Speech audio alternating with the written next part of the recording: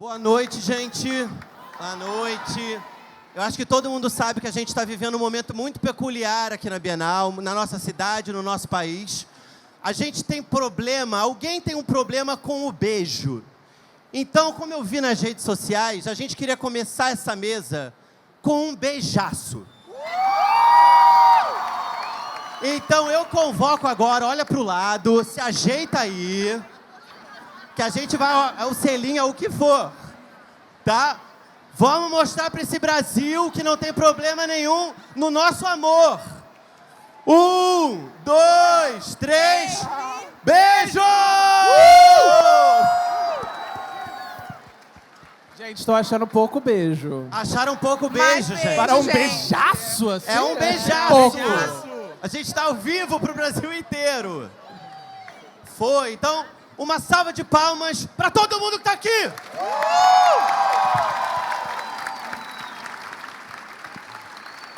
Vamos começar então essa mesa, que eu tô com muito orgulho e muita felicidade de receber autores incríveis aqui. Pela primeira vez, a Bienal do Livro está fazendo 2 mesas LGBTs. Amanhã a gente vai ter uma mesa voltada exclusivamente para a literatura trans, aqui, às 7 horas da noite também. A gente não pode esquecer também, para quem não sabe, a gente está comemorando os 50 anos de Stonewall esse ano, que foi o início do movimento LGBT. Então, uma salva de palmas também para todo mundo que lutou pela gente.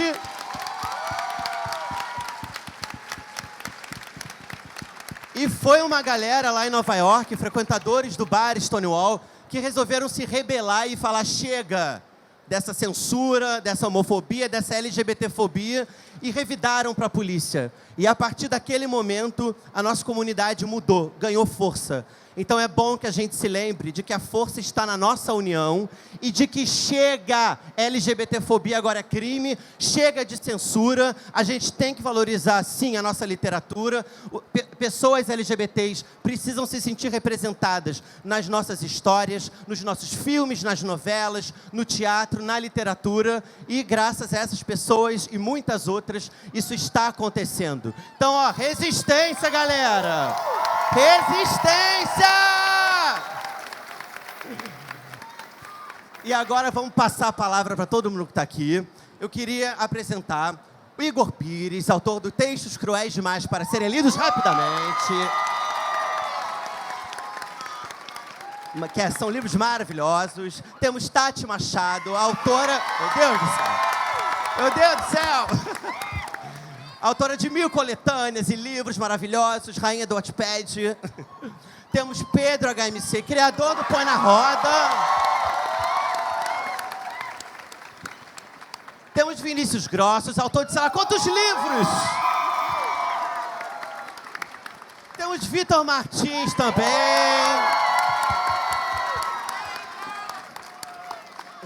E temos o querido Lucas Rocha, por favor.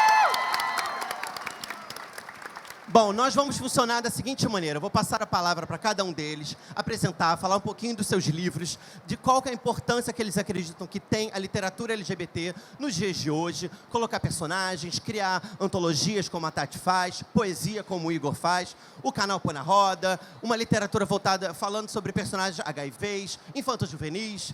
Vamos passar por muitos assuntos e depois a gente vai abrir para perguntas da nossa plateia, tá bom? Então, vamos começar com o Igor, querido, que está aqui do meu lado. Como é que foi a experiência de escrever os Textos Cruéis? De onde surgiu? Qual que é a importância que você acha que tem você, como um autor gay, estar escrevendo e botando esse livro tão vendido no nosso país? Oi, gente. Eu estou muito surpreso. Estou surpreso com tanta gente que veio assim prestigiar o nosso trabalho. Confesso que ontem e hoje foram dias meio atípicos, assim. Eu acho que todo mundo que é LGBT e que trabalha no mercado editorial vivenciou a experiência do, cara, o que está acontecendo, né? Que Brasil é esse, que mundo é esse paralelo que a gente está vivendo? Porque eu tenho a sensação de que a gente passa pelos dias, a gente só piora, né? E é isso, assim, são coisas inacreditáveis que acontecem, que, tipo, enfim, inacreditável.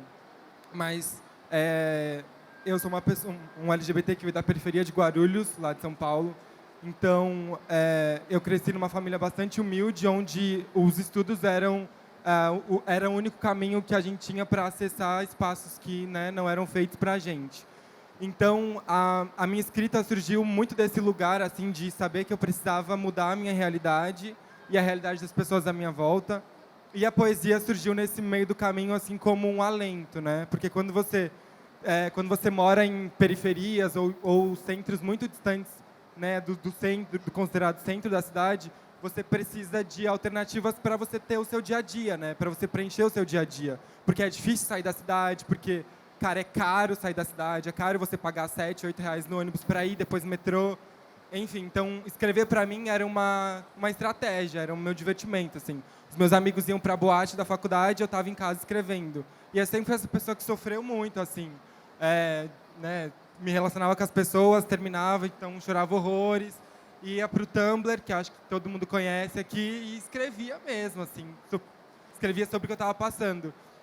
Então, a Textos Cruéis surgiu nesse contexto, assim, que eu estava num relacionamento, passei por um problema pela depressão, e aí eu acho que é importante a gente colocar um parênteses de que pessoas LGBTs estão nesse limbo, assim, da depressão, do suicídio e das doenças mentais, e a gente precisa falar sobre isso.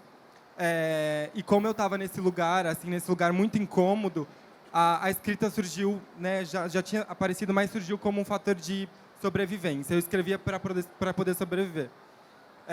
E num dia assim que eu estava muito mal, eu estava tendo um dia de cão, voltando da faculdade, e tipo, tava em pé no busão, assim, aquele dia, cara, que você fala, meu, só quero ir para casa, tomar um banho quente, dormir. E esse nome surgiu na minha cabeça, Textos Cruéis Demais para Serem Lidos Rapidamente. Falei, caraca, o que eu faço com esse nome? Tipo assim, não sei. Fiquei martelando isso na minha cabeça. Chamei umas amigas e a gente criou uma página no Facebook. Em 6 meses a página tinha 500 mil seguidores, em um ano tinha 1 milhão. Daí depois as coisas foram meio que acontecendo, assim. Mas a escrita surge para mim desse lugar de resistência, assim. É muito bizarro porque eu acho que eu meio que perdi essa capacidade de falar assim, não, minha literatura é LGBT. Porque a gente é tão intrínseco esse processo de sou uma pessoa LGBT. Você não sai na rua e você fala, ai, sou LGBT. Assim, é intrínseco. As pessoas olham para você, tipo, no meu caso, como eu sou, né, mais ou menos afeminado, as pessoas olham, é uma bichona, assim. O tanto disso que eu já ouvi, assim, andando na rua, então isso é meio que intrínseco. Só que, repensando a minha escrita de uns anos para cá, é muito crucial falar hoje que a minha literatura é LGBT, assim, que os meus personagens são LGBT. E que, principalmente, outras pessoas que não são LGBT conseguem se relacionar, porque é parte da mesma experiência, assim. Tá todo mundo experienciando essas relações, esses sofrimentos, e, cara, isso que a gente vive, assim, né? Que eu acho que é mais ou menos... Óbvio, cada um tem vivências muito particulares, mas eu acho que, de modo geral, é isso, assim. A minha literatura... trouxe para mim uma espécie de salvação e para outras pessoas também. E hoje eu fico muito feliz da maioria dos nossos fãs serem jovens e de boa parte ser LGBT, assim. Final de semana passada, cheguei para a sessão de autógrafos, estava a mesa do Vitor. E, cara, o tanto de gente jovem consumindo o livro do Vitor, assim, que eu falei para Gabs, é isso, assim, a nossa geração, além de consumir poesia, consumir literatura, é uma geração que, cara, não se importa muito com rótulo, não se importa muito com quem está beijando, né? Tipo, e eu acho que é isso, assim. Parabéns, gente. Os livros são incríveis. Uma salva de palmas pro Igor. São muito bons, gente. São muito legais. Tati, você surgiu no Wattpad, teve uma repercussão imensa lá. Depois você começou a escrever suas histórias, publicar impressamente. E você também hoje faz muitas coletâneas, né? Queria que você falasse pra gente um pouquinho dessa trajetória no Wattpad, nesse mundo virtual. E por que o formato da coletânea que você tanto faz hoje? Oi, gente. Boa noite. Boa noite. Bom, obrigada. Obrigada. Eu estou muito feliz de estar aqui. Quero agradecer a Bienal, ao Felipe, a todos os autores maravilhosos. Como o Felipe falou, realmente eu comecei no Wattpad, foi onde eu ganhei visibilidade. E eu sempre cresci lendo e consumindo muito livro. Só que, ao mesmo tempo, tinha uma sensação de não pertencimento. Eu lia o livro e pensava, nossa, nunca vai acontecer comigo. Nunca era a menina gorda, a menina LGBT, a menina que se sentia diferente. E eu comecei a não me ver mais no protagonismo da minha história. E eu pensei, como que eu posso mudar isso? Eu comecei a escrever fanfic com 12 anos no Orkut. Então, escrever era uma coisa natural para mim, assim, era o meu refúgio. E em algum momento eu falei, a internet está aí, ela está aqui para ajudar, para alcançar as pessoas. E eu fiz muitos amigos no Orkut. Então eu falei, por que não? Cheguei até o Wattpad com uma história protagonizada por uma mulher gorda, chama Poder Estrangeiro, o livro. Além da Nina, a protagonista, tinha um personagem transgênero inspirado no meu marido. E uma personagem pansexual também, que foi levemente inspirada na minha melhor amiga. E eu falei, vamos colocar pessoas que eu me identifico, pessoas que eu conheço, pessoas que estão aqui todos os dias. Inicialmente, houve uma certa rejeição, assim, algumas pessoas, nossa, mas quanto tema num livro só e muita coisa ao mesmo tempo. Mas, aos poucos, as pessoas foram se identificando e comentando, interagindo com a história. E eu acho que uma coisa que me marcou muito foi que, assim, logo no início, uma leitora falou que não ia ler o livro quando soube que um dos protagonistas era trans. E eu falei, só lê o livro, esquece o rótulo por um segundo e conhece esse personagem. E ela, mas a minha religião não aceita e eu não posso, não concordo. Eu falei, tudo bem, é uma escolha e eu vou respeitar. Mas se você puder me dar uma chance, por favor, tenta. E ela foi a primeira pessoa que foi na Bienal de São Paulo autografar o livro comigo. E ela chorava emocionada, porque ela falou assim, você me despertou para um mundo que eu não sabia que existia. Então, é muito disso que a gente estava falando. A gente quer que pessoas LGBTs se sintam representadas, mas existem pessoas que não fazem ideia desse universo e que estão ali, de repente, precisando só de um pouquinho de informação ou de alguma coisa que toque o coração delas. E Poder Estrangeiro me permitiu isso. Só que também, ao mesmo tempo, eu senti que o processo de publicar livros era bastante solitário, assim. O escrever sozinha, a parte da internet não, mas o escrever sozinha, entregar para a editora, isso era um pouco solitário. E eu sempre fui uma pessoa de estar com outras pessoas, sabe? E eu falei, nossa, mas se eu encontrei essa dificuldade, esse receio inicialmente, muita gente deve estar encontrando também. E o que eu posso fazer? Eu acho que a prova que a gente está vivendo nesse fim de semana é que a gente sozinho não vai muito longe, mas quando a gente se junta e quando a gente se une, a gente consegue mover montanhas, assim. E eu acho que o poder das antologias está aí. As coletâneas fazem isso.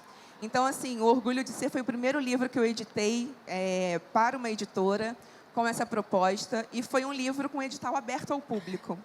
Então, a gente fez um concurso em parceria com o Swik, que é uma plataforma holandesa, e a gente falou, inscrevam suas histórias e a gente vai selecionar as melhores para compor esse livro.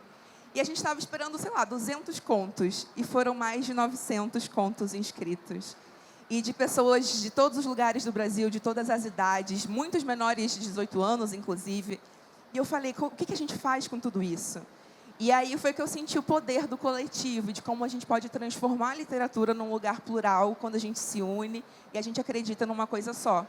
Então, o Orgulho de Ser foi assim para abrir essas portas, mas já vieram outros, como Resilientes, O Cor Não Tem Gênero, Todas as Cores do Natal também, que a gente publicou. E eu acho que quando a gente está nessa união, da gente se unir, porque muita gente fala, mas não é concorrência? Não, não é. A gente está aqui num mercado que a gente se une muito, a gente se apoia muito. E eu acho que nós, LGBTs, mais do que nunca, a gente sente essa necessidade. Né? A gente tem o receio, e quando a gente está junto, a gente se fortalece. Então, eu acredito nisso na nossa vida pessoal, na sociedade, mas também na literatura. E é o que eu espero fazer com Se Liga, né, que é o selo que eu edito atualmente só para livros com representatividade. Então, a gente tem muitos personagens LGBTs, muitos personagens negros, autistas, e para todo mundo se sentir representado de fato. Uma salva de palmas!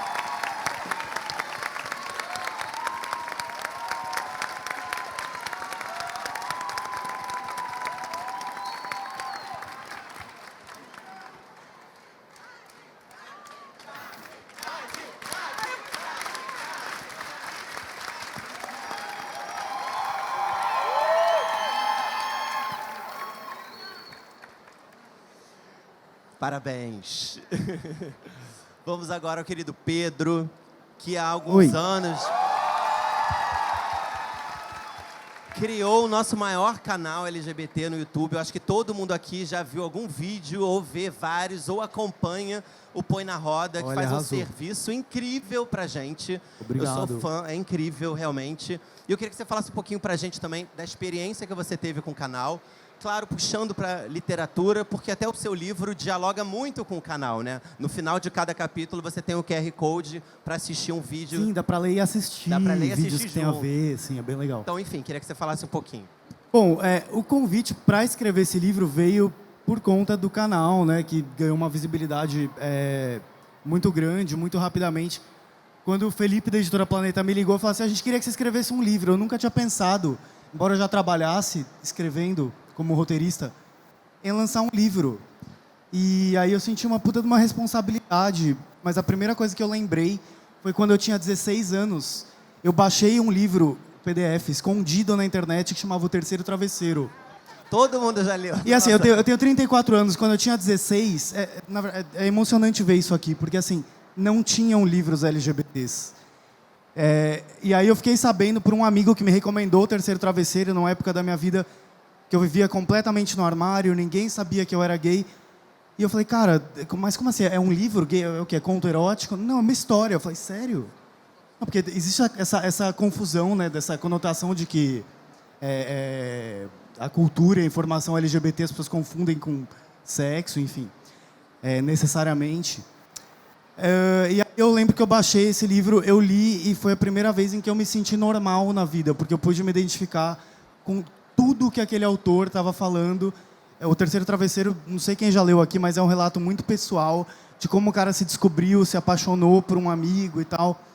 E eu me vi completamente naquilo, e quando eu recebi o convite para escrever o livro, eu lembrei desse momento e eu falei, cara, eu vou escrever o livro que eu gostaria de ler quando eu era adolescente. Então, assim, todas as dúvidas, confusões, todas as batidas de cabeça mesmo que a minha geração dava por não ter acesso à informação sobre o que era ser LGBT, se era normal, se não. Eu reuni todas as dúvidas que eu recebia, principalmente através do canal, as que eu tinha quando era adolescente, e fiz meio que um guia, assim, sabe, para entendidos, não entendidos. Assim como o nome põe na roda, é um trocadilho com entendido, que é uma gíria que se usava para falar que o cara era gay, numa época em que gay era praticamente uma ofensa. E aí eu lancei esse livro e até hoje o feedback que eu recebo é emocionante, assim, de muita gente, não só LGBT, mas às vezes, tipo, a mãe de um LGBT que pegou e leu e passou a aceitar o filho ou entender algumas questões do nosso universo. Existem relatos também não tão felizes, do tipo, minha mãe descobriu o livro nas minhas coisas, rasgou e jogou fora, né?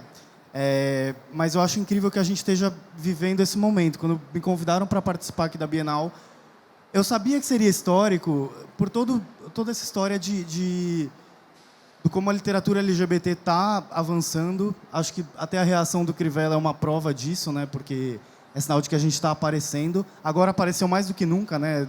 Primeira página da Folha de São Paulo, o jornal mais vendido do Brasil. E também é legal toda essa visibilidade que essa questão está tendo, porque é muito, muito difícil você ser um autor LGBT no Brasil. Falando em YouTube, que é muito mais fácil de se viabilizar e de se sustentar mesmo, já é difícil sendo LGBT, muito mais do que se você fosse um influenciador hétero, porque por mais que existam marcas que simpatizam com a causa e tal hoje em dia, ainda é muito assim, em época de parada. A maior parte do mercado publicitário ainda é muito conservador. E nas editoras, acho que a gente está conseguindo também quebrar essa parede. Eu lembro também, quando eu recebi o convite para escrever o livro, uma das coisas que eu ouvi de um amigo que também é escritor, ele falou, meu, escreve esse livro, porque é muito difícil você convencer uma editora a lançar um livro LGBT. Porque tem medo que não venda, ou, enfim, medo da galera conservadora. E acho que a gente está conseguindo muito bem enfrentar essa onda.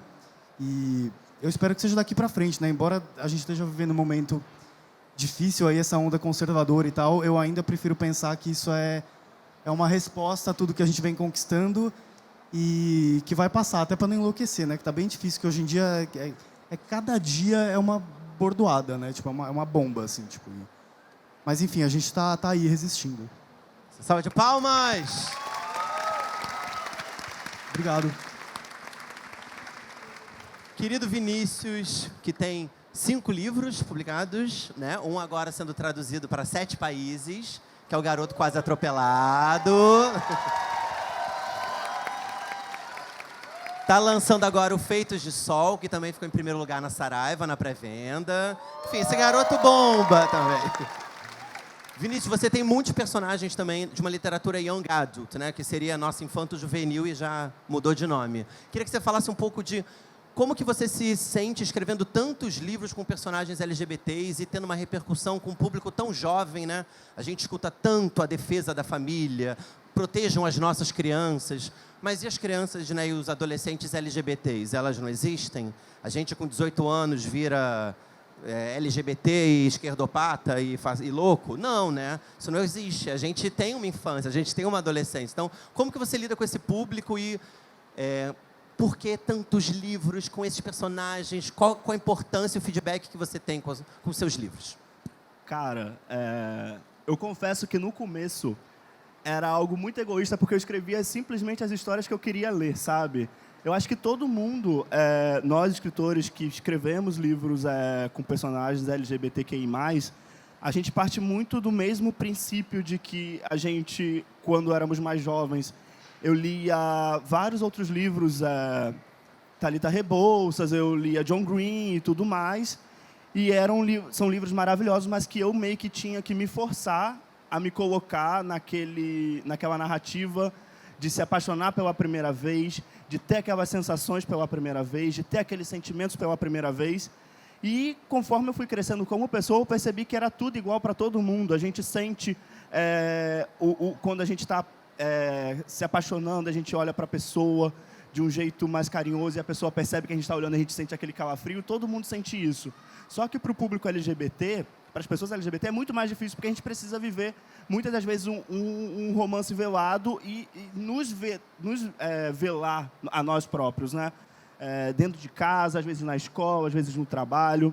Então, quando eu comecei a escrever, hoje em dia meus pais são meus melhores amigos, mas eu tive muito problema em casa, na época de aceitação, por questões intrínsecas de religião, vai para o inferno e tudo mais. E a gente eu percebi muito, por ter o contato com meus pais, porque eu sabia que eles eram pessoas boas, mas ao mesmo tempo eles estavam tendo atitudes ruins, sabe? Então eu trago muito dessa questão da religião para a minha narrativa, porque eu sei que para o adolescente que tá fora do eixo sudeste, que às vezes está lá no nordeste, no centro-oeste, com uma cidade que não tem nem livraria, se ele pegar um livro desse e ver que, às vezes, o pai dele, a mãe dele maltrata ele, mas ele tem 15 anos, ele vai perceber que ele não está sozinho, sabe? Que ele não está errado, que não tem nada de errado com ele, que ele é uma pessoa perfeita, que ele está passando por uma situação, mas que ele pode ter um final feliz, ele pode ter uma vida plena, sabe?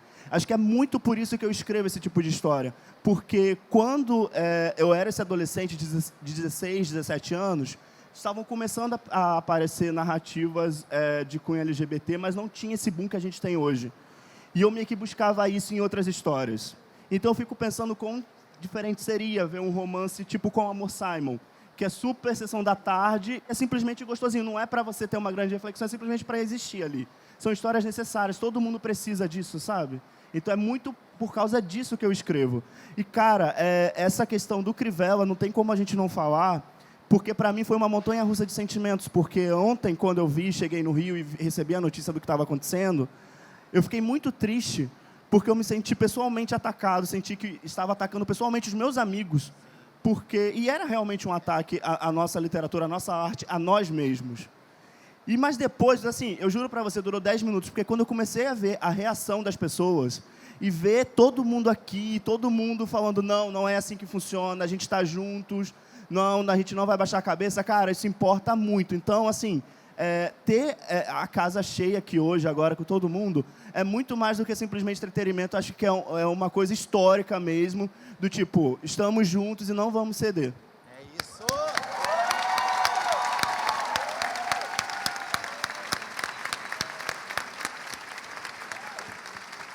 Tem uma coisa que o Vinícius falou, que acho que o Pedro também vai, não sei, pode concordar ou não, mas quando eu li o Terceiro Travesseiro, que é da geração 30 e poucos, né, é um pouco depressivo também quando acaba, né? Você vai lendo, eles não conseguem, de repente, um horror. A gente está vendo hoje uma literatura que também não é tão clichê no lugar de um final triste, um final depressivo, um final... o gay nunca vai poder ser feliz, ou vai terminar sozinho, ou vai se suicidar. Isso está na nossa comunidade, mas vocês sentem que isso também tem mudado? Vocês, autores, né? Vocês também não escrevem livros tão trágicos. Eu acho que quando a gente propôs a campanha do Orgulho de Ser, a gente tinha só um critério. Não podia ter um final onde o LGBT fosse morto ou sofresse. A gente queria histórias alegres. A gente queria que a gente fosse representado com felicidade, com orgulho e com as nossas cores, do jeito que a gente é. Então, isso foi um critério muito importante. Assim, pode falar de homofobia, pode falar desses problemas? Pode. Mas mostra uma esperança, mostra um caminho. Eu acho que a literatura que a gente tem produzido mostra muito isso, né? Os livros do Vitor, eles têm um tom super engraçado, o livro do Vinícius também. Então, a gente consegue dar uma leveza que até então não conhecia. A minha primeira leitura foi O Terceiro Travesseiro também, e acho que de boa parte... Era a Bíblia, né, na hora. Você é viado, Se você saiu do é armário. um gay de quase 30 ou 30 e poucos, esse PDF chegou para você em algum momento da sua vida.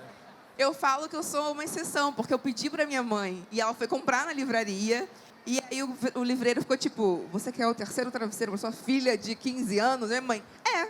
E aí ela não sabia do que se tratava, enfim, mas me deu de presente. Achou que era tipo uma festa do pijama, né? Tipo, ai... E aí depois eu fui contar o livro a ela... Ah, tá bom. E ficou por isso, sabe? Ela não falou mais nada, a gente não tocou no assunto. Mas, assim, tinha essa coisa de terminar um pouco depressivo. E agora eu acho que a gente tem produzido uma literatura diferente. A gente tem produzido uma literatura, uma perspectiva mais feliz, mais alegre, mais otimista. E a gente vê isso refletido nos leitores que chegam para falar: olha, o seu livro mudou a minha vida. O seu livro fez com que eu falasse para minha mãe que eu sou bi, fez com que eu me abrisse com meu amigo. E eu acho que essa é a transformação mais incrível dos livros, né? Bom, então vamos falar com o autor do livro 1 Milhão de Finais Felizes.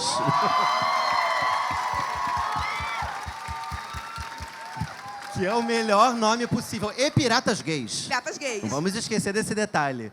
Vitor, como que é pra você também, com 15 dias, com 1 milhão de finais felizes? Uma coisa que me chama muita atenção, 15 dias é o livro que eu mais entendi como pode ser uma pessoa gorda. Porque eu fui lendo, eu falei, nossa, muitos pensamentos de um personagem, realmente, uma coisa muito próxima, que eu falei, nossa, é o melhor livro com um personagem assim, com uma linguagem muito acessível. E o 1 milhão de finais felizes, que também é uma graça, é muito legal, tem um personagem bissexual também, que eu acho muito difícil encontrar nos livros que eu tenho lido ultimamente. Então, eu queria que você falasse, além de como você lida com a literatura, por que também esse caminho e essa escolha de um personagem gordo e de incluir também um personagem bissexual.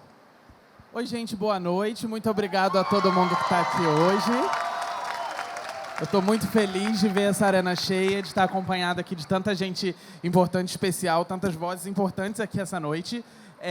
Respondendo a sua pergunta, Felipe, o Felipe do meu livro, o Felipe, protagonista de 15 dias, a história dele começou a existir a partir do ponto em que eu estava completamente insatisfeito em relação a como era difícil me enxergar, mesmo nas histórias gays. Porque mesmo nas histórias gays, a percepção que se tem é muito diferente quando você é gordo. Quando você cresce sendo um adolescente gordo e gay, é muito diferente nesse aspecto, porque você se vê como uma pessoa asquerosa o tempo todo. Então, tudo aquilo que ser gay já coloca na sua cabeça de que você definitivamente vai morrer sozinho, ser gay e gordo, você definitivamente vai morrer sozinho 2 vezes, coberto de Doritos pelo seu corpo. Porque não existe outra possibilidade dentro da sua cabeça. E é isso que eu cresci pensando muito nisso. E quando eu comecei a escrever essa história, eu sempre conto isso, a respeito de como, às vezes, a gente acha que a gente é muito único e muito especial e tem coisas que só a gente pensa. Só eu penso do meu corpo dessa forma. E aí eu engasgava ali na hora de escrever, eu falava, ai, será que eu vou botar isso? Ou isso é uma coisa muito específica que só existe na minha cabeça?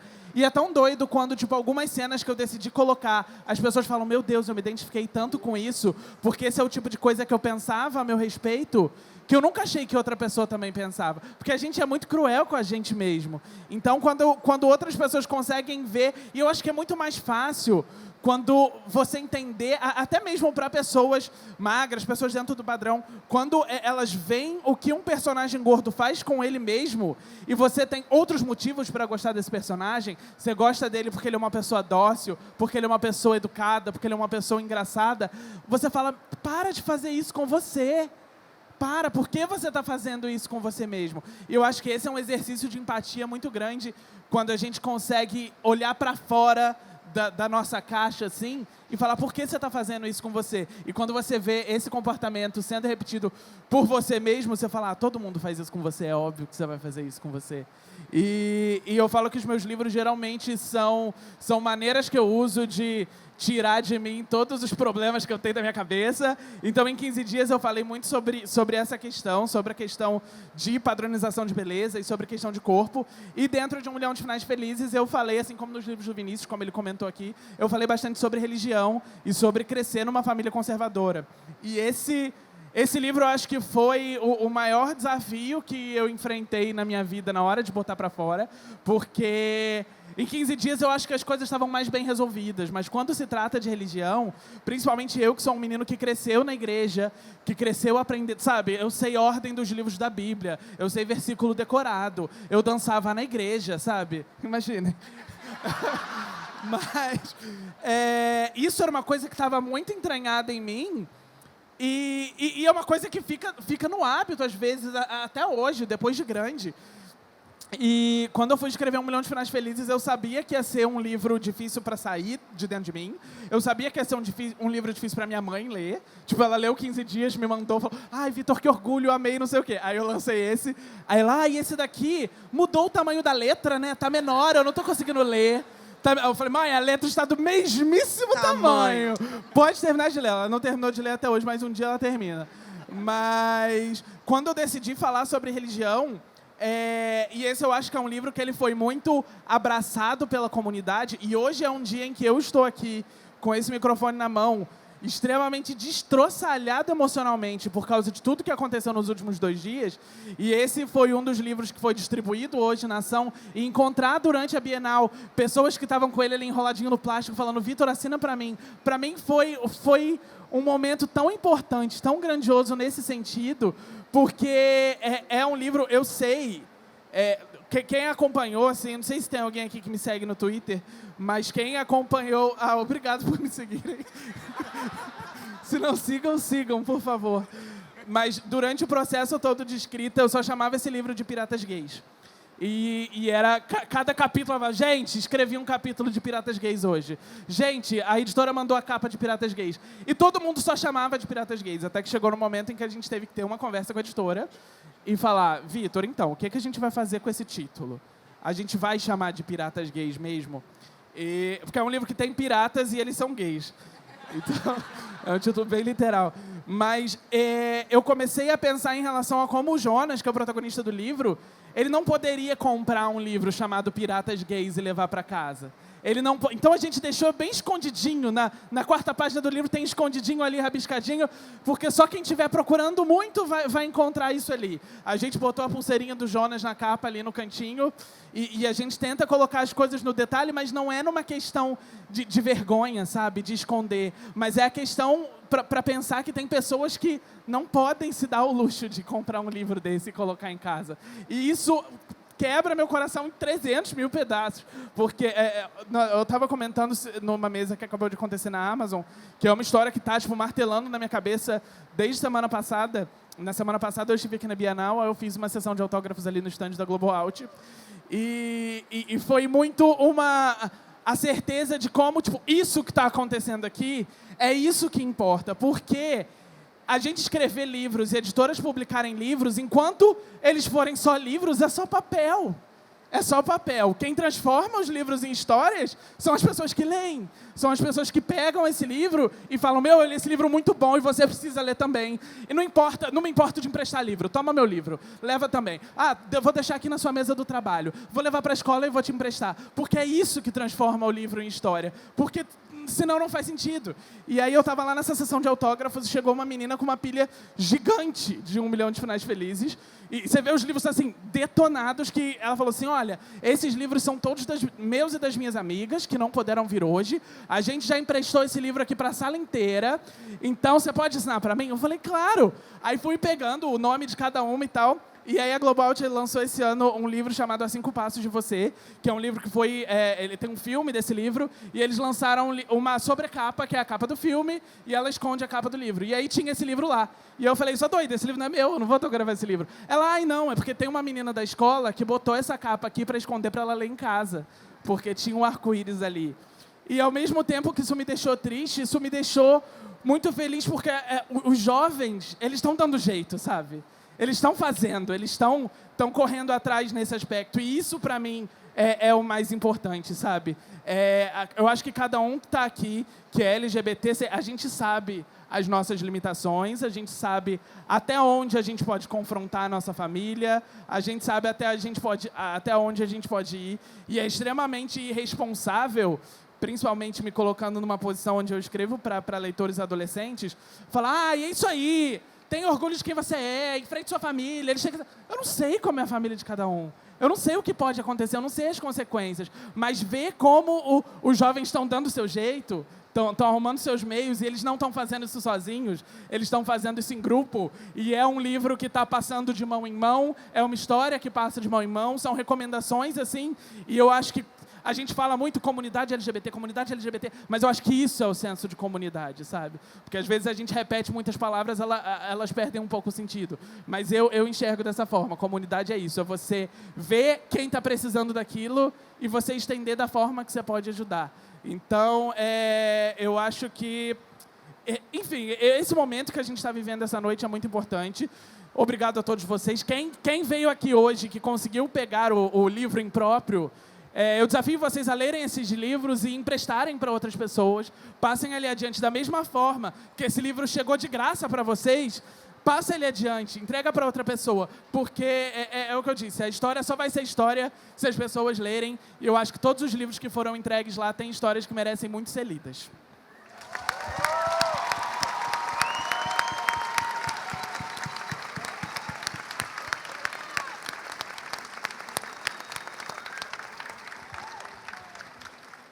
E agora o querido Lucas Rocha. Lucas, eu fiz questão de te chamar para essa mesa. Acho muito importante sua presença aqui, porque o seu livro foi o melhor livro que eu li de ficção que trata o HIV.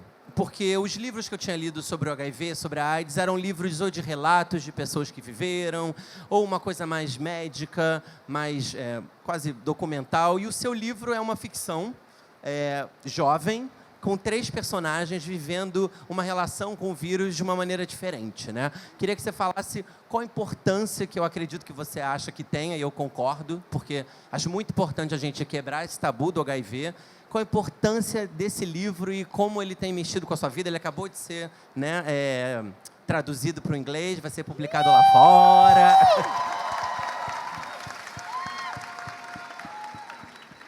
Então fala pra gente um pouquinho, por favor. Bom, gente, boa noite, antes de qualquer coisa. Muito obrigado por todo mundo estar aqui presente nessa noite emblemática, né? Acho que eu posso colocar dessa forma. Esse livro, ele saiu de mim de uma insatisfação exatamente de, assim como o Felipe, ler histórias de personagens HIV positivos, onde a jornada sempre culminava na morte, ou em um final triste, ou na solidão. E eu acho que a gente já passou dessa fase, sabe? Atualmente, o tratamento para o HIV já tá muito mais avançado do que era, sei lá, 30 anos atrás. Muita gente morreu por conta da AIDS nos anos 90, então acho que a gente tem que sempre ser grato a todas essas pessoas que não estão mais aqui, a uma geração inteira que partiu, né? Mas a gente tem que pensar também que hoje em dia a história é diferente. Não é a mesma história do personagem soropositivo ou da pessoa soropositiva que contraiu o HIV nos anos 90.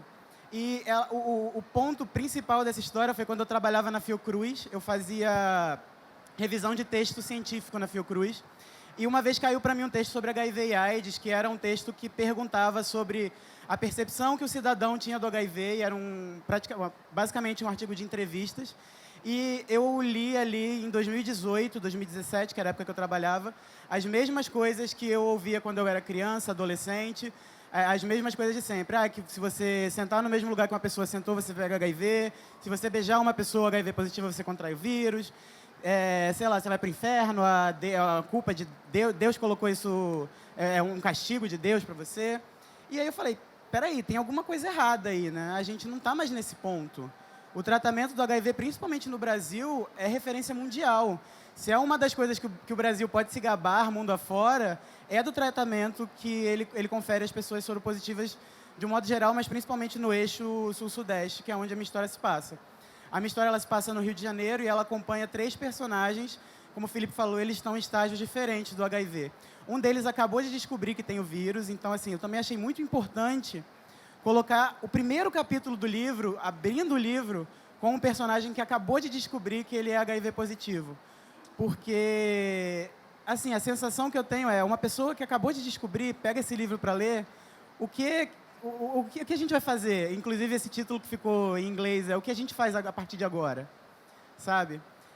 E é um processo muito doloroso, a princípio, para o personagem, porque ele se vê muito sozinho, ele tem medo de compartilhar aquilo com as outras pessoas, mas aí ele entra em contato com o garoto que está ficando com um outro menino que ele conhece no centro de tratamento.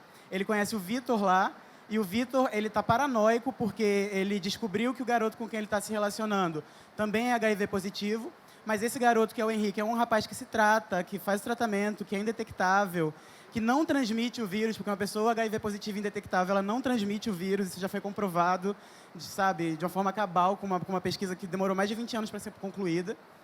E o Vitor coloca o Ian e o Henrique em contato e eles acabam criando esse grupo de apoio, esse senso de comunidade que o Vitor falou, né?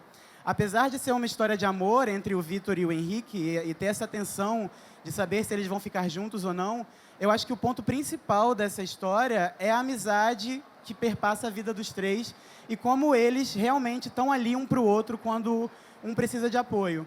Porque ao longo do livro vão acontecendo ocasiões em que não só o Ian, que é quem está passando pelo choque inicial de se descobrir HIV positivo, passa, mas principalmente o Henrique também tem uma virada que ele passa por um problema e ele percebe que as pessoas que estão ali do lado dele, a família dele, não é a família de sangue. A família dele são as pessoas que estão ali do lado dele, ajudando ele a ser uma pessoa melhor, né?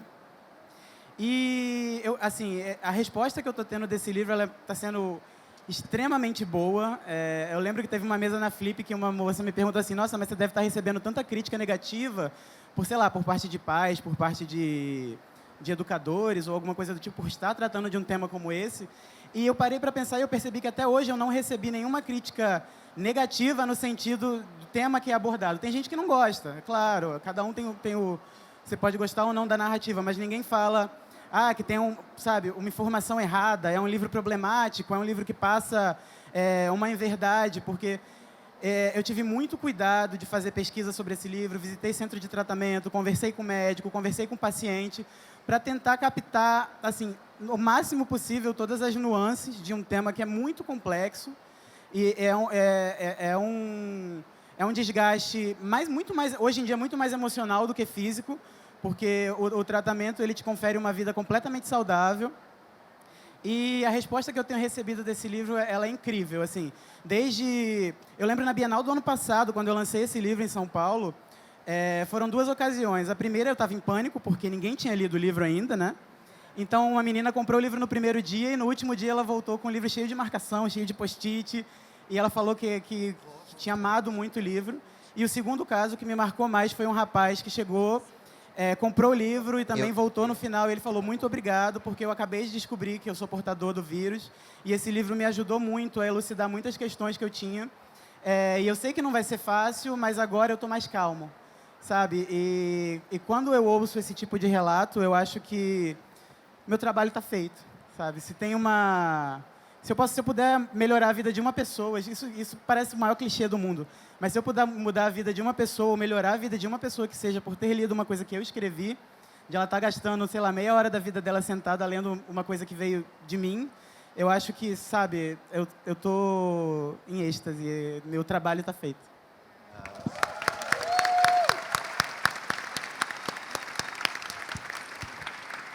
Gente, o livro é muito bom mesmo, é muito bom, parabéns.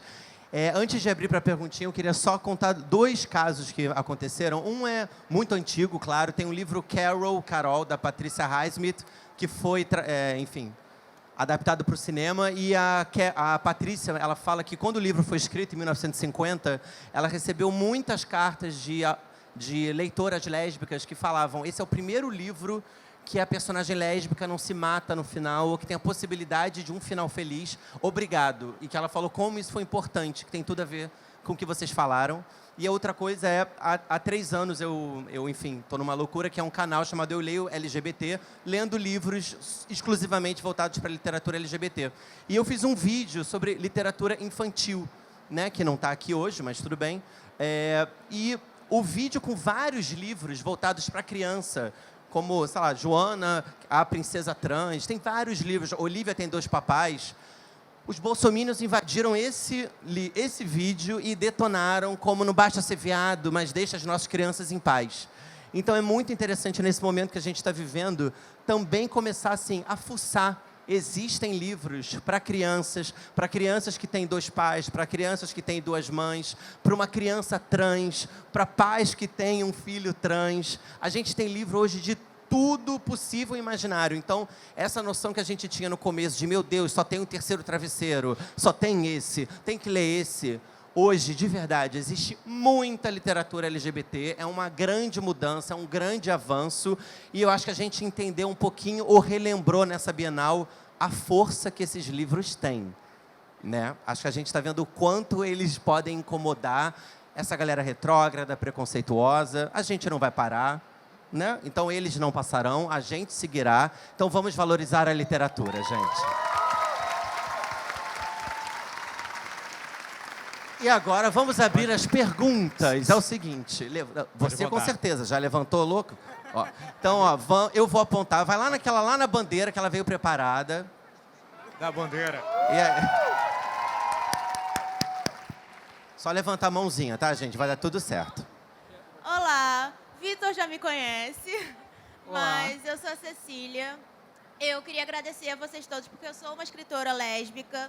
Então, assim, não publicada ainda, mas quero estar aí no papel de vocês um dia. Então, muito obrigada por estarem aqui. E a minha pergunta não tem nada a ver com o livro. Mas, assim, eu tenho uma amiga... Realmente é uma amiga, não sou eu, não.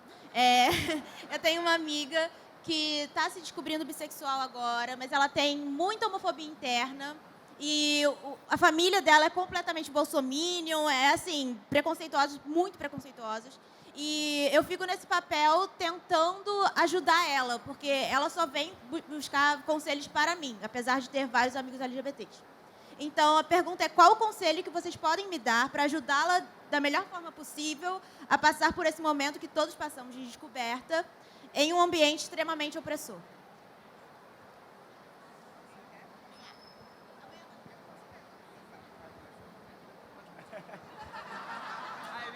Gente, eu vou citar um grande pensador chamado Lin-Manuel Miranda, que ele fala, sabe, amor é amor, é amor, é amor, é amor, é amor, é amor. Então, eu acho que o conselho que eu daria para ela é que ela tem que pensar que não importa quem ela ame, o fato de ela amar já é suficiente para que ela consiga seguir a vida dela. Porque se ela se preocupar com o que está vindo de fora e não de dentro do que ela sente, ela vai estar sempre satisfazendo o que os outros esperam dela e não o que ela quer para ela. Então, sabe, amor é amor, é amor e amor. Próxima perguntinha. Aqui, depois a gente vai para você, tá bom? E depois você aí em cima pode deixar. Aqui. Quem é? Ah, tá ali. Boa noite. Boa noite. Eu acho muito interessante essa iniciativa que a gente está tendo, mas o momento político que a gente vive, assim, eu sinto que o jovem, eu falando no papel de educador, ele vem constantemente sendo atacado.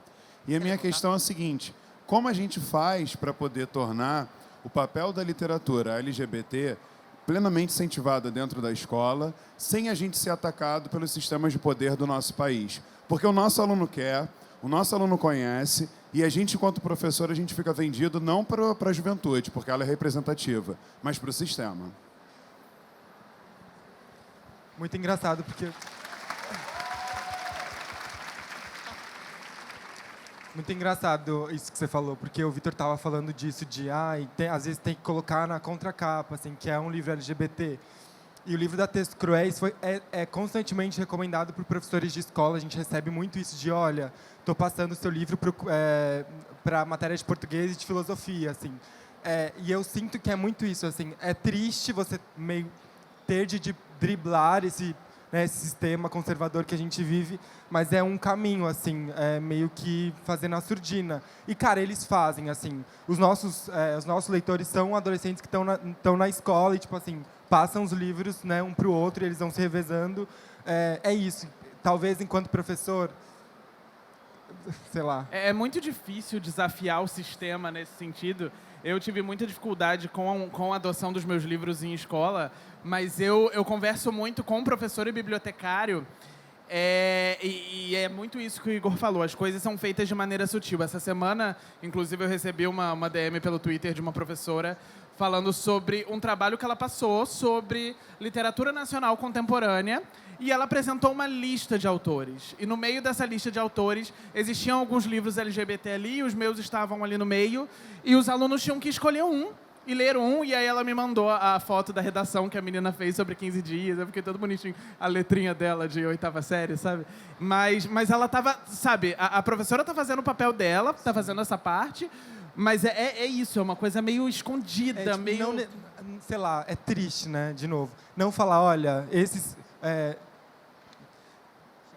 Tipo, isso é LGBT, porque nesse caso dessa escola do Sul que mandou pra gente, né, o livro estava fazendo parte da grade de curricular de português e filosofia, o trabalho era, faça uma interpretação textual, sei lá, estudem metáfora relacionada a esse livro. Tipo, o livro é LGBT, a galera tá lendo histórias histórias pessoais dos meus relacionamentos com outros caras. Tipo assim, mas não tá debaixo desse guarda-chuva LGBT, não tá tão escancarado. É triste a gente ter que fazer pelo subterrâneo, né? Mas não sei, assim, porque o sistema é cruel e o sistema é muito hegemônico, assim. Tipo...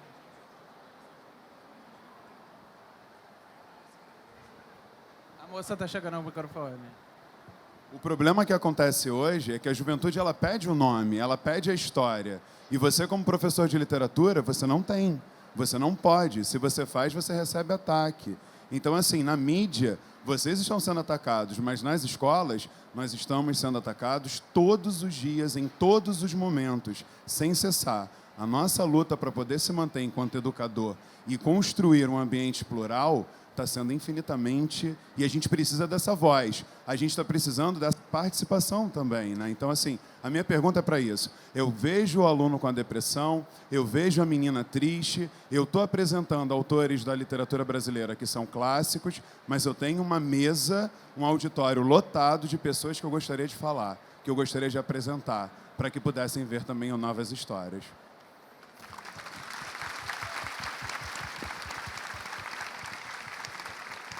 A próxima aqui, depois tem uma ali em cima. Aqui, tá bom. Gente, eu preciso recomendar um livro, então. Querido Ex, do Juan Julián, que é maravilhoso também, tá? Protagonista negro, é muito bom, muito bom. Parabéns, querido. Por favor. Bom, eu sou estudante de biblioteconomia. Então, a minha pergunta, ela na realidade é dividida em duas partes. A primeira é dizer que eu acredito que toda biblioteca escolar deveria ter esse tipo de livro, porque as crianças realmente vão atrás da gente, elas precisam se sentir representadas e não tem isso. Tem essa questão que ele falou realmente das coordenações e donos de colégio e pais que vão atrás da gente e reclamam. E a segunda parte da pergunta uma aluna, uma vez, veio falar comigo, porque eu era uma pessoa muito receptiva numa biblioteca escolar do colégio que ela estudava. E ela falou, Fabi, eu sou bi e eu quero contar para minha mãe como eu faço isso. Bom, eu fui naquela história de calma, vê se ela vai aceitar isso bem, não sai falando. E aí depois ela veio me contar que deu tudo certo. Mas eu queria saber o que vocês diriam se vocês fossem profissionais de uma escola para uma adolescente fazendo uma pergunta dessas, numa situação que você não pode falar muita coisa também, porque eu não conheço a família dela, né? Então, era isso. Esse tipo de pergunta é uma das que eu mais recebo no meu inbox, de adolescentes, pré-adolescentes, querendo contar para a família e perguntando como contar, e a gente fica numa saia justa para responder, porque eu não sei como é a família daquela pessoa, não sei se a vida dela vai ser melhor ou vai ser pior se ela contar. Então, normalmente, o que eu falo é, cara, analise a sua família. Se você achar que o risco é grande deles não aceitarem, cara, vai trabalhando aí seu amor próprio, vai lutando pela sua independência, que conforme você for ficando mais velho, tendo mais independência, principalmente financeira e tal, cara, aí você fala pra eles e assim, aí se eles não quiserem, eles que lidem com isso e você vai ter a sua independência aí. Mas se você achar que existe essa abertura, vai fundo. Assim, já tive vezes que eu me surpreendi, assim, do cara jurar que a família seria completamente preconceituosa e a família super aceitar. E também de acontecer o oposto, do adolescente achar que a família ia super aceitar porque minha mãe tem amigos gays que vão lá em casa, e aí quando é dentro da própria família a pessoa não aceita. Então é muito difícil da gente dar esse tipo de conselho. Acho que o melhor conselho é a pessoa ir se informando. Pô, tem aqui livros para pessoa ir trabalhando esse tema dentro dela, vencer a própria homofobia, que acho que todos nós temos, né, vivendo na sociedade. E conforme ela estiver mais velha e mais segura, ou no momento que o pai chegar e perguntar, porque eu acho também que quando o pai chega e pergunta, porque de alguma maneira ele já está mais preparado para ouvir a resposta, né, se ele já questiona isso. Mas é isso, é muito difícil a gente não pode decidir pela pessoa, né? E também a gente tem que ter muito cuidado para não influenciar essa pessoa, né? Aquele é o momento dela, é uma decisão pessoal dela. Eu sei que tem muita gente, calma. Vamos para uma que está lá em cima, por favor, esperando. Depois tem aquele ali querendo. Já sei que tem você, já sei que tem você, já sei que tem você, não sei você. Se não der, eles vão estar autografando os livros, vocês correm ali e perguntam. Calma. Por favor. Oi, boa noite. Meu nome é Chay. Eu sou psicoterapeuta e, como sou não binária, eu faço foco nos atendimentos com LGBT. E uma das coisas que já foi falada aqui muitas vezes é o tal do preconceito internalizado que todos nós temos, né? E como vocês estão maravilhosos nessa mesa, né? Com todos esses livros, eu queria saber quando o preconceito internalizado afeta o psicológico, né, desses jovens que não sabem como agir. Eu queria saber de vocês, quando vocês foram se assumir, não dar o conselho para uma pessoa que quer, né, se assumir, mas como foi para vocês? Porque eu acho que às vezes o depoimento de vocês pode ajudar muito mais do que um conselho para uma pessoa que vocês não conhecem a família. Ih, você tem 2 horas aí para me ouvir? Não temos, Vitor. Não, mas só pra mostrar como é isso realmente, tipo, real, essa questão de você conhecer só a sua família. A minha mãe, ela descobriu de mim quando eu tinha 17 anos, porque ela leu meu diário, porque eu era esse tipo de gay que tinha diário. E aí eu passei por uma terapia de conversão na igreja, foi extremamente complicado, mas ela sempre soube, mas a gente não falava sobre. E a gente só voltou a falar abertamente sobre depois que eu tava para lançar 15 dias, e eu já tinha saído da casa dela, e eu pensava, esse livro vai sair, a minha mãe, se ela ler a orelha, ela vai saber, então eu preciso conversar com ela antes do que ela saber por um livro na livraria. E aí eu fui numa consulta de tarô holística, cheguei em casa, liguei para ela, tipo, desesperado, mãe, eu preciso te contar, é isso mesmo, eu sou gay, e eu chorando, e ela, Vitor, você não está me contando nenhuma novidade. E aí eu falei assim, mas eu tenho um namorado escondido na minha casa há 4 anos. Ela, aí é novidade, vamos conversar sobre isso. Mas foi um processo que, pra mim, pra eu conseguir conversar abertamente com a minha mãe, foram 10 anos. E tem gente que demora muito mais, tem gente que vai demorar muito menos, Mas eu acho que é isso, sabe? As coisas vêm em doses pequenas, sabe? Uma técnica que muitos leitores já chegaram pra mim e já falaram, 15 Dias, que é um livro mais levinho, eles usam isso como uma porta, assim, tipo, ai mãe, olha esse livro legal que eu li. Lê, vê o que você acha. Em casos de mães que têm hábito de leitura e tal. E isso pode ser uma porta, sabe? Eu sentava pra ver Glee com a minha mãe. O filme Orações pra Bob, a minha mãe, eu fiz ela ler. Ela assistir. Ela, na época, eu gravava DVD, né? Ela fez eu gravar uma pilha de DVD com esse filme. Ela foi distribuindo pra família. Que todo mundo tinha que assistir. Às vezes, nesses formatos de mídia, assim, sabe? Eu lembro que quando o Kurt e o Blaine se beijaram em Glee pela primeira vez, eu baixava Glee toda terça, aí eu assistia sozinho pra ver se o episódio, tipo, tava tranquilo pra eu ver com minha mãe, e eu via no sábado. E minha mãe viu tudo de Glee comigo. E aí, quando eles beijaram, eu tava do lado dela, e eu, assim, respirei, segurei, e eu ficava olhando pra ela pra ver se ela ia, tipo, sorrir ou vomitar, porque eu não sabia qual ia ser a reação dela. Mas eu acho que isso são pequenas doses assim, que a gente pode inserir dentro do nosso dia a dia para conseguir ter conversas saudáveis. O entretenimento é um grande aliado, né? Assim, você ter livros, filmes, ter personagem LGBT nas novelas, nos desenhos, sabe? Coisas que estão acontecendo hoje que já vão fazer dessa geração que está vindo aí muito, muito melhor, assim, tenho certeza. Porque, pô, se a minha não tinha tudo isso e tá arrasando de verdade, nossa, imagina se essas crianças de hoje estão assistindo, sabe, desenhos cheios de representatividade, Steven Universe, que mais? Tem um monte de desenho aí, né? She-Ra, as meninas superpoderosas novas, Irmão do Jor-El também tem umas questões de gênero ali nas entrelinhas, né? Acho que é um bom conselho lá, quem que perguntou lá, o professor? A informação tá vindo nas entrelinhas, assim, mas acho que a gente vai ter boas próximas gerações, assim. Eu acho muito importante a gente falar disso, porque, pra mim, eu falo que minha mãe é uma super-heroína. Porque eu demorei muito tempo para me entender e eu acho que eu ainda não me entendi completamente. A gente vai se descobrindo ao longo da vida. Então, primeiro, eu virei para minha mãe e falei, mãe, eu sou lésbica. E aí passamos por todo o processo de isso aqui. E aí depois eu virei e falei, mãe, fiquei com um menino, tô apaixonada, sou bissexual. Aí minha mãe, mas você não gostava de menina? Tá bom, mãe, volta. E aí minha mãe se desconstruiu novamente. E aí passou um tempo, casei com uma mulher, e eu falei, mãe, sou lésbica de novo. E aí minha mãe tava meio confusa. E aí depois de 4 anos, a minha esposa se descobriu homem trans. Falei, mãe, minha namorada lésbica agora é um homem trans. E minha mãe, quê? Sabe? Agora você é hétero. E agora eu tô num relacionamento hétero. Então, assim, é uma loucura.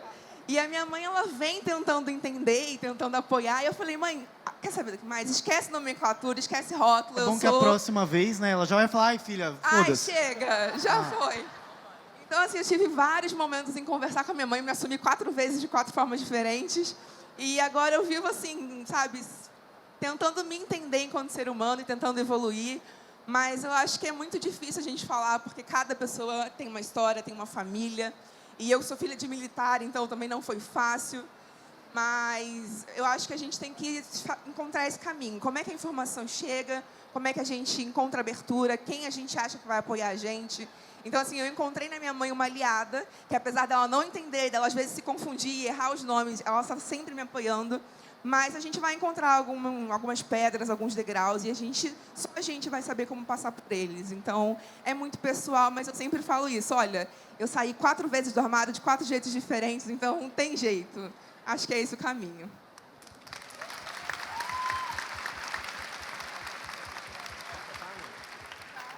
Vamos ali, por favor, para ele. Calma que tá acabando, gente. Calma, vai dar tudo certo. Valeu, boa noite. Boa noite para vocês. Queria agradecer pelo trabalho de vocês, que vocês vêm desempenhando não só na literatura, mas também nas mídias sociais. Muito obrigado. Queria dar boa noite para todos, mas eu estou aqui para expor uma situação que está acontecendo nesse momento enquanto nós estamos aqui. Eu recebi uma informação de alguém relacionada à assessoria oficial da Bienal, de que, nesse momento, no escritório da Bienal, estão reunidos a Guarda Municipal, subsecretário de Segurança Pública, desembargador ou procurador, não sei o certo, mas eles estão munidos de uma liminar que autoriza com que haja recolhimento de livros na Bienal. Então, é isso que está acontecendo nesse momento. Eu entrei em contato com o presidente da Comissão de Diversidade da OAB. Ele disse que não pode fazer nada, eles não podem fazer nada. Eles estão com respaldo jurídico. Nesse momento, a única coisa que nós podemos fazer aqui é sair daqui, protestar pela Bienal, que várias pessoas já estão cientes, várias pessoas já estão se reunindo ali fora. Assim que terminar o evento, nós vamos sair daqui, vamos cruzar os pavilhões até o Pavilhão das Artes, onde todas as emissoras de TV estão esperando. A única coisa que a gente pode fazer nesse momento é resistir dessa forma, é usar nossa arte, nossa voz para resistir, porque eles têm a lei do lado deles. E assim, ser LGBT é isso, é resistir a todo instante. Então, eu queria convidar cada um de vocês, independente se fazem parte da comunidade LGBT ou não, mas só de vocês estarem aqui, vocês já fazem com que nós tenhamos mais força. Então, eu queria pedir mais alguns minutinhos de vocês para que, quando terminar esse evento, nós possamos nos reunir aqui na frente e vamos cruzar os 3 pavilhões da Bienal, vamos sair daqui da frente da Arena Sem Filtro até o Pavilhão das Artes, entoando a plenos pulmões a Constituição, trechos da Constituição, trechos esses que foram ontem distribuídos, que eu distribuí ontem nos estandes das editoras, para que eles pudessem tentar se respaldar, mas isso não serviu de nada. Hoje eu, como autor, vi o meu livro sendo encaixotado. Infelizmente, eu vi o meu livro sendo censurado. É triste o sentimento de impotência que a gente tem nesse momento. Esse sentimento que a gente só chega próximo quando a gente vê um episódio do Conto da Aia, vê um filme dos Jogos Vorazes, mas infelizmente a gente está passando por um momento distópico. Há 2 anos atrás, nessa mesma arena, nesse mesmo dia, eu pedi o meu noivo em casamento. E hoje eu saio daqui para tentar com que a gente tenha força de ainda ter esse direito. Eu queria pedir a ajuda de vocês para que nós possamos lutar pelos nossos direitos, porque a cada momento que nós conseguimos conquistar alguma coisa, conseguimos conquistar a criminalização da LGBTfobia, mas eles vão sempre tentar dar uma rasteira na gente. Então esse é o momento da gente tentar conquistar isso, conquistar a nossa voz, conquistar o nosso espaço. Como eles estão rindo de nós lá fora, como a Padmé disse em Star Wars, é muito triste a democracia afundar sobre aplausos. E é isso que está acontecendo nesse momento. Não vamos deixar que nós vivemos em uma distopia, em Jogos Vorazes. Não vamos deixar que isso aconteça. Então, vamos tentar, de alguma forma, fazer isso. Queria pedir a ajuda de vocês para isso. E desculpa estar atrapalhando o evento de todos vocês, mas é isso.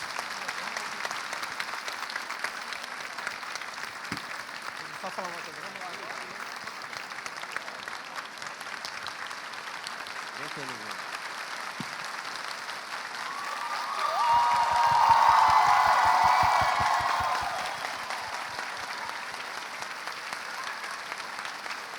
Queria aproveitar a fala dele e chamar aqui só a minha amiga e advogada trans, a Giovana Cambroni, que também está com umas informações sobre lá fora, né? Boa noite a todas, todos. Desculpa assumir o protagonismo nesse momento, mas é um momento de luta. Parabenizo o companheiro aí, porque eu acho que, diante de tantos ataques que a gente vem sofrendo, de retrocessos mesmo, a nossa dignidade, a nossa forma de viver, a nossa forma de comportar, ao nosso jeito de amar e de ser, a gente não pode assumir uma postura passiva e desesperançosa. A gente tem que agora atuar de forma engajada. Os órgãos censores estão aqui, recolhendo livros. Semelhante à vigilância que tem sido feita constantemente nas escolas, os ataques que têm sido feitos aos educadores, a impossibilidade de falar e a cruzada que tem sido construída em torno da palavra gênero, em todos os sentidos, retirando essa palavra dos termos dos planos municipais e estaduais de educação. É preciso a gente se manifestar, é preciso a gente engajar. E os censores estão agora tentando entrar nos pavilhões para retirar todos os livros com a temática LGBT. Então, se vocês gostam desses autores brilhantes, se vocês curtem a literatura LGBT, eles estão atacando as nossas existências. Eles estão atacando a nossa liberdade de expressão. Eles estão atacando o Estado democrático de direito. Eles estão com mandato judicial. A gente não pode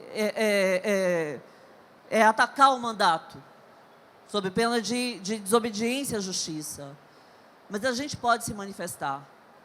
Eles ainda não nos calaram. Eles ainda não nos calaram.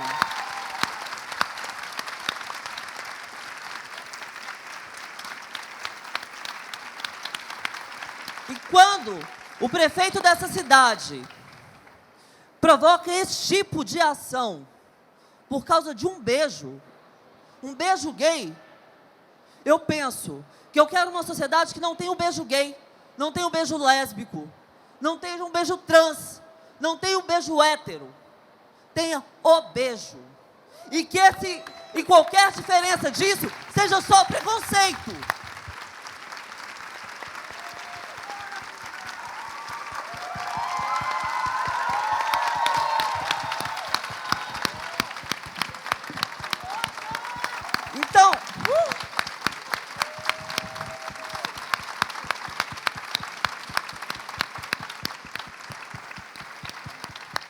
Então eu reforço o convite do nosso companheiro.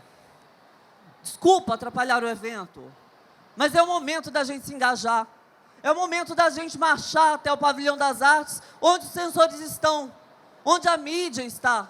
É hora de mais do que ocupar esse espaço que já está ocupado desde a agenda pela nossa presença, pela nossa pauta LGBT, ocupar os outros ambientes. Se é o nosso beijo que incomoda, vamos beijar lá fora, para que as pessoas vejam.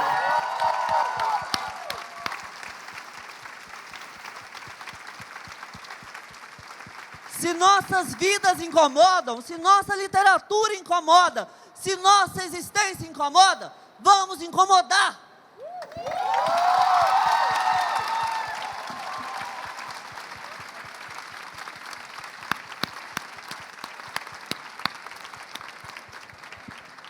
Eu acho que depois disso, que a gente ouviu, é rua. É, gente, resistir. Viva a nossa literatura, viva o nosso amor, viva a nossa existência. Uma salva de palmas de verdade para vocês, para os nossos autores. Estamos vivendo um dia histórico. Vamos fazer história, gente. Vamos fazer Stonewall na Bienal.